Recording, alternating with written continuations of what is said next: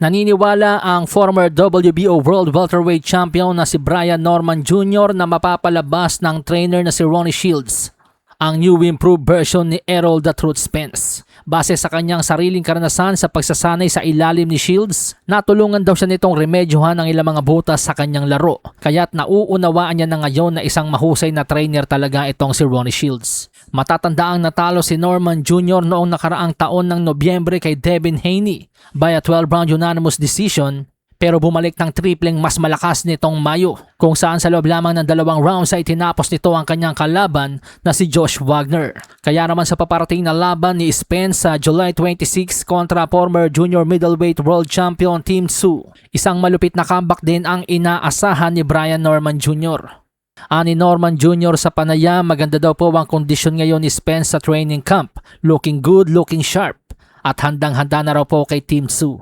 Posibleng mas pinatinding Errol Spence daw po ang matunghayan natin. Hindi naman kailangan habulin ni Spence yung dating version niya 10 years ago. Habang nagkakaedad daw kasi tayo, mas lalo tayong tumatalino. Si Spence ay nakatakdang dumayo sa mismong baluarte ni Tim Tszyu sa Australia sa darating na July 26. At sakaling talunin nga po niya itong si Tim Tszyu, maraming nagsasabi na posibleng ituloy ang naudlot nilang bakbakan ni WBC World Super Welterweight Champion Sebastian Fundora.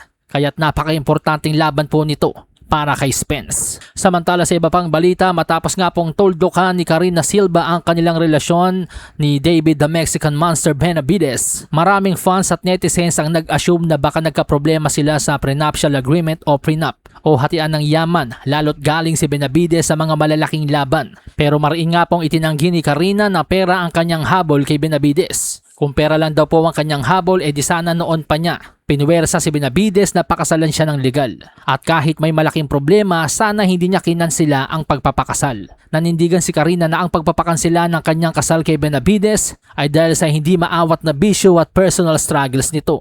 Nagsalita na rin si The Mexican Monster sa kanyang social media at ipinagtanggol si Karina. Aniya, inaayos namin ng asawa ko ang mga problema namin. Walang prenup na nangyari kasi nungalingan yan. Nagpapakalalaki akong inaamin na mga pagkakamali ko at nagkulang ako. Palaging nasa tabi ko si Karina at minahal ako sa kabila ng lahat. Mas tinulungan niya ako kumpara sa kahit sino. Nandyan siya para sa akin sa lahat ng pinagdaanan ko at palagi akong minamahal. Kasalanan ko ito. Walang ibang dapat sisihin kundi ako.